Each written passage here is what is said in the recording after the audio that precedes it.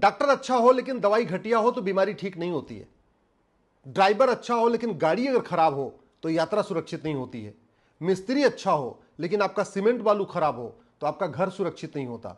वैसे शासक अच्छा हो लेकिन नियम कानून घटिया हो, पुलिस प्रशासनिक व्यवस्था घटिया हो, न्यायिक व्यवस्था घटिया हो तो आपका देश सुरक्षित नहीं होता। भ्रष्टाचार और अपराध खत्म नहीं होता। आप खुद देख लीजिए, घूसखोरी खत्म नहीं हो रही है, जमाखोरी खत्म नहीं हो रही है, मिलावटखोरी खत्म नहीं हो रही है, कमीशनखोरी खत्म नहीं हो रही है, नशा तस्करी नहीं रुक रही है, मानव तस्करी नहीं रुक रही है, अलगाववाद नहीं खत्म हो रहा है, कट्टरवाद नहीं खत्म हो रहा है, जिहाद नहीं खत्म हो रहा है, मजहबी उन्माद नहीं खत्म हो रहा है, धर्मांतरण नहीं खत्म हो रहा है, घुसपैठ नहीं खत्म हो रही, जनसंख्या विस्फोट नहीं रुक रहा है, अवैध निर्माण नहीं रुक रहा है, न थूकना रुक रहा है, न पेशाब करना रुक रहा है खान पान में, न खान पान को मिलावट करना रुक रहा है। कोई भी समस्या खत्म नहीं हो रही। जानते हैं क्यों? क्योंकि शासक तो बदल रहे हैं, सांसद बदल रहे हैं, विधायक बदल रहे हैं, कलेक्टर बदल रहे हैं, कप्तान बदल रहे हैं, मंत्री बदल रहे हैं, मुख्यमंत्री बदल रहे हैं, गृह मंत्री बदल रहे हैं, शिक्षा मंत्री बदल रहे हैं, सब बदल रहे हैं, लेकिन नियम कानून नहीं बदल रहा है। हम कहते हैं भारत स्वतंत्र है, स्वतंत्र, स्व मतलब अपना, तंत्र मतलब सिस्टम, यानी जितना सिस्टम होना चाहिए देश में वो सब अपना होना चाहिए। और आप देख लीजिए, शिक्षा तंत्र गुलामी वाला चल रहा है, न्यायिक तंत्र गुलामी वाला, पुलिस तंत्र गुलामी वाला, प्रशासनिक तंत्र गुलामी वाला, लेबर सिस्टम गुलामी वाला, एग्रीकल्चर सिस्टम गुलामी वाला, हेल्थ केयर सिस्टम गुलामी वाला।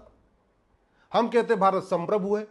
संप्रभु का मतलब गुलामी का नाम नहीं होगा, गुलामी का निशान नहीं होगा, सब कुछ विदेशी चल रहा है। 1000 से ज्यादा आज वहशी दरिंदों के नाम पे सड़क मोहल्ले गलियां चल रही हैं और हम कहते हैं भारत संप्रभु है। काशी, मथुरा, भद्रकाली, भोजशाला, अटाला, ऐसे सैकड़ों स्थानों पे अवैध कब्जा हो रखा है और हम कहते हैं भारत संप्रभु है। संप्रभु का मतलब तो गुलामी का निशान भी नहीं होना चाहिए।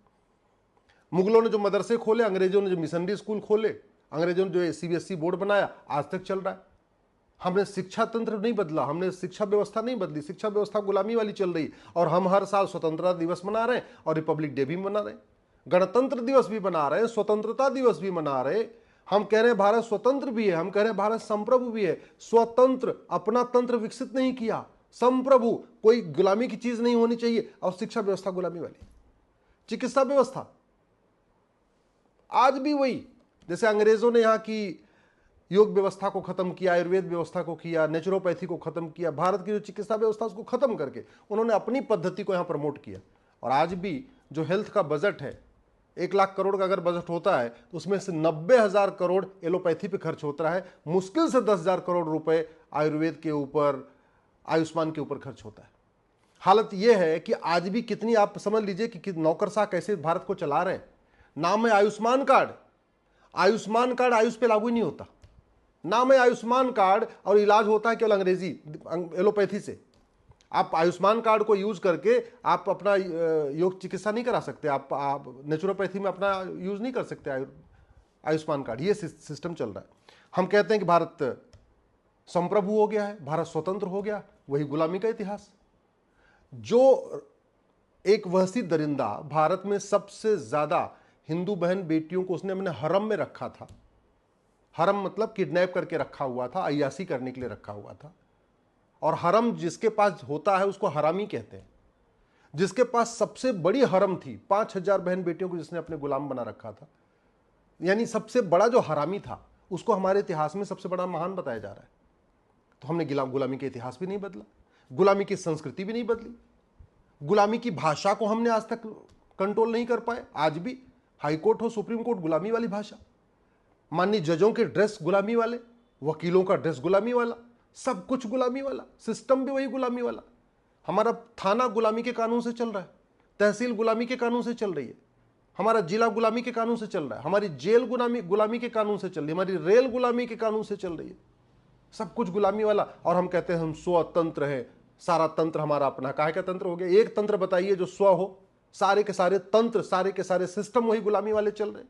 हम कह रहे हैं हम संप्रभु है, रिपब्लिक डे मना रहे हैं, इंडिपेंडेंस डे मना रहे हैं, स्वतंत्रता दिवस मना रहे हैं, गणतंत्र दिवस मना रहे हैं, और कुछ भी अपना नहीं है, सब कुछ गुलामी वाला चल रहा है। मिस इंडिया स्कूल क्या पढ़ा रही है, मदरसों में क्या पढ़ाया जा रहा है, हमने अपना उसका सिस्टम ठीक किया क्या? नहीं किया। सीबीएसई बोर्ड क्या पढ़ा रहा है, हमने सिस्टम ठीक किया क्या? नहीं किया। आज की डेट में हम अपने महान राजाओं को नहीं जानते, हम अपने महान ऋषियों महर्षियों को नहीं जानते, हम अपनी भारत की महान वीरांगनाएं जो थी हमारी, उनको नहीं जानते। हम गार्गी मैत्रेयी को नहीं जानते। हम रानी अहिल्याबाई होलकर को नहीं जानते।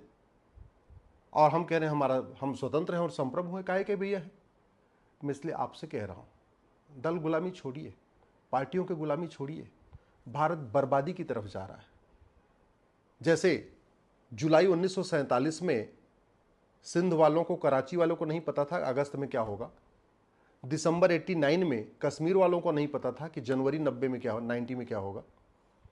जुलाई 2024 में बांग्लादेश वालों को नहीं पता था कि अगस्त में क्या होगा। ऐसे आपको भी नहीं पता आने वाले 5 साल 10 साल के बाद क्या क्या होने वाला है। जिस तरीके से अवैध निर्माण हो रहा है, मज़ारें बनती जा रही हैं, दरगाहें बनती जा रही हैं, पक्के कब्रिस्तान बनते जा रहे हैं, चर्च बनते जा रहे हैं, मस्जिदें बनती जा रही हैं। जानते हैं, बहुत प्लान्ड वे में बन रहा है। क्योंकि अब तो विज्ञान का युग आ गया है। सैटेलाइट से जब कैमरा देखेगा तो ये देखेगा कि एक जिले में कितने मंदिर हैं, कितने चर्च हैं, कितने मस्जिद हैं। तो नेचुरल सी बात है, जिसकी जितनी संख्या होगी, कल को मान लो यूएन कोई सर्वे कराता है, कोई वर्ल्ड वाइड कोई सर्वे होता है, भारत में देखो भैया कितने मंदिर हैं, कितने मस्जिद हैं, कितने चर्च हैं, तो पता चला आपके मंदिर से ज़्यादा तो भारत में मस्जिद हो चुकी है, मंदिर से ज़्यादा आपके चर्च बन गए। अब आप कहते रहिए हम हिंदू राष्ट्र हैं, हिंदू राष्ट्र हैं, हम तो यहाँ हिंदुस्तान में हिंदू बहुसंख्यक है। अरे भैया, बहुसंख्यक केवल आदमी की संख्या से नहीं देखा जाता। कौन हिंदू राष्ट्र है या इस्लामिक राष्ट्र है या क्रिश्चियन कंट्री, वो इस बात से भी देखा जाता है कि वहाँ के जो धार्मिक चिन्ह है, धार्मिक प्रतीक है, वो उनकी संख्या किसकी ज़्यादा है। भारत में आज की डेट में मंदिर और मस्जिद संख्या बराबर हो चुकी है। जनसंख्या में अंतर है। जनसंख्या में 1:5 का रेशियो है। 20 करोड़ 25 करोड़ मुस्लिम है तो 125 करोड़ के आसपास हिंदू है, लेकिन मंदिर और मस्जिद की संख्या बराबर हो चुकी है। चर्च की संख्या अगर रेशियो उठा के देखिए, भारत में कितने 1% क्रिश्चियन है, और अगर उस हिसाब से आप चर्च की संख्या देखिए तो कितनी गुना बढ़ चुकी है। बड़े प्लान्ड वे में अवैध निर्माण होता जा रहा है। क्यों हो रहा है? क्योंकि हमारे देश में कोई भी कानून इफेक्टिव नहीं है।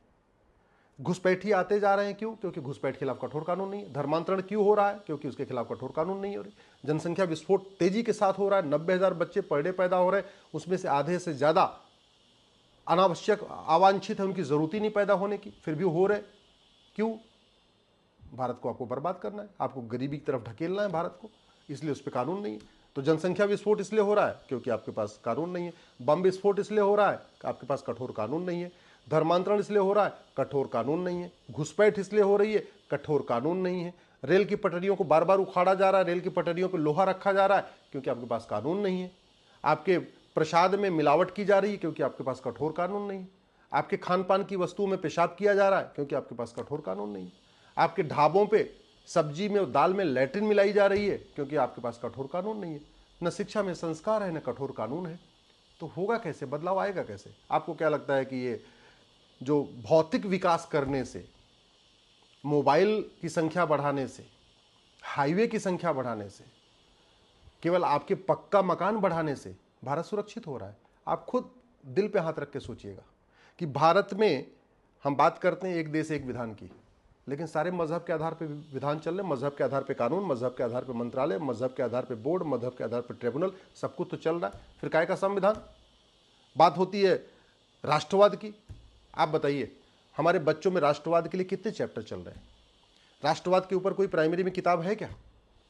अगर राष्ट्रवाद मजबूत करना है तो हमें राष्ट्रवाद पे पहली, दूसरी, तीसरी, चौथी, पांचवी, कम से कम प्राइमरी में राष्ट्रवाद के ऊपर इस बुक होनी चाहिए। राष्ट्रवाद को अगर हमें मजबूत करना है तो राष्ट्रवाद के हमारे जो महापुरुष हैं उनकी जीवनी हमें स्कूल में पढ़ानी चाहिए। हम अपने पूर्वजों को पढ़ा नहीं रहे, अपने महान राजाओं को पढ़ा नहीं रहे, महान अपने हम मनीषियों को नहीं पढ़ा रहे, महान ऋषियों को नहीं पढ़ा रहे। हम बात करते हैं सबल भारत, संपन्न भारत की।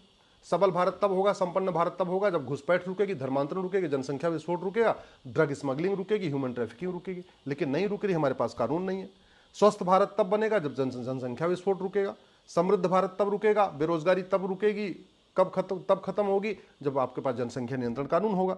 शाश्वत भारत, सशक्त भारत तब बनेगा जब भारत में कुछ भी अवैध काम करने के पहले कानून का खौफ होगा। वो तब होगा जब भारत में जस्टिस विद इन ईयर लागू होगा। सात्विक भारत, सुरक्षित भारत तब होगा जब भारत में शिक्षा का भारतीकरण होगा, वैदिक शिक्षा व्यवस्था सबके लिए लागू होगी। समावेशी भारत, स्वावलंबी भारत तब बनेगा जब शिक्षा का भारतीकरण होगा। स्वाभिमानी भारत तब बनेगा, संवेदनशील भारत तब बनेगा जब शिक्षा का भारतीकरण होगा, चिकित्सा व्यवस्था हमारी होगी। तो मैं इसलिए कह रहा हूं केवल बातें करने से, एनजीओ की संख्या बढ़ाने से, संगठनों की संख्या बढ़ाने से कोई फर्क नहीं पड़ेगा। फर्क तब पड़ेगा जब जो हमारा सिस्टम है हम उसका स्वदेशीकरण करेंगे। जब तक हम विदेशी सिस्टम को यूज करेंगे तब तक कोई फर्क नहीं पड़ेगा। जब तक भारत में एक भी अंग्रेजी कानून है, एक भी कांग्रेसी कानून है, तब तक भारत को आप विश्वगुरु नहीं बना सकते। क्योंकि ना अंग्रेजों ने भारत को विश्वगुरु बनाने के लिए कोई नियम कानून बनाया, ना कांग्रेस ने भारत को विश्वगुरु बनाने के लिए कोई नियम कानून बनाया। अंग्रेजों ने भारत को बर्बाद करने के लिए कानून बनाया था, क्रिश्चियनिटी को प्रमोट करने के लिए बनाया था। मुगलों ने जितने नियम कानून बनाए, मदरसे बनाए, भारत को बर्बाद करने के लिए, इस्लाम को प्रमोट करने के लिए। और कांग्रेस ने जितने नियम कानून बनाए, या तो उन्होंने क्रिश्चियनिटी को प्रमोट करने के लिए बनाया, या तो इस्लाम को प्रमोट करने के लिए बनाया। सनातन धर्म के लिए तो बनाया नहीं। और सनातन धर्म के लिए हमने क्या किया? कोई सनातन बोर्ड बना दिया, सनातन शिक्षा व्यवस्था अनिवार्य कर दिया हो, सनातन नागरिक व्यवस्था लागू कर दिया हो, जासूसों, गद्दारों और भारत विरोधियों की नागरिकता खत्म करने के लिए कानून बनाया हो? नहीं, आज तक किसी की नागरिकता नहीं खत्म हो रही।